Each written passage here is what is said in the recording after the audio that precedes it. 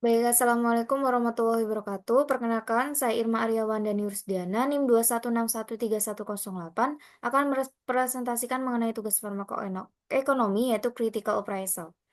Di mana pada checklist yang pertama, apakah studi ini mengkaji baik biaya maupun efektivitas layanan atau program? Ya, biar penelitian ini menganalisis biaya dan efektivitas terapi menggunakan data pasien dan mengevaluasi status remisi tumor berdasarkan kriteria WHO. Dan apakah studi ini melibatkan perbandingan alternatif? Ya, studi ini membandingkan antara kemoradiasi dengan radioterapi. Kemudian sudut pandang yang digunakan yaitu sudut pandang perspektif sistem kesehatan.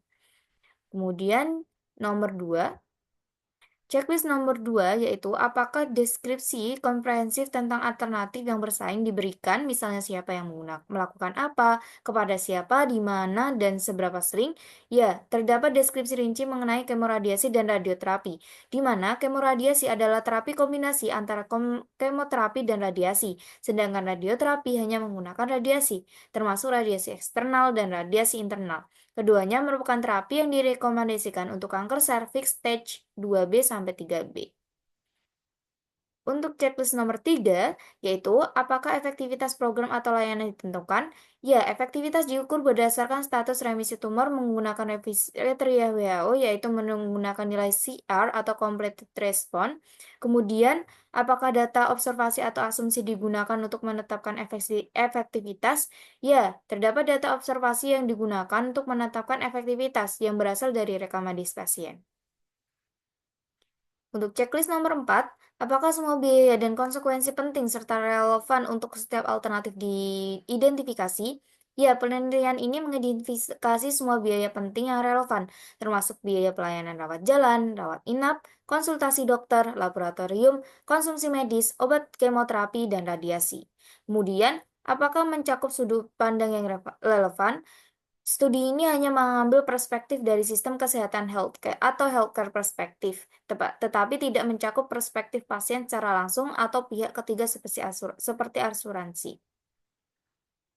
Kemudian checklist nomor 5, apakah biaya dan konsekuensi diukur dalam secara akurat atau unit fisik yang sesuai, misalnya jam perawatan para perawat, jumlah jumlah kunjungan dokter, hari kerja yang hilang atau tahun hidup yang diperoleh, itu tidak ada.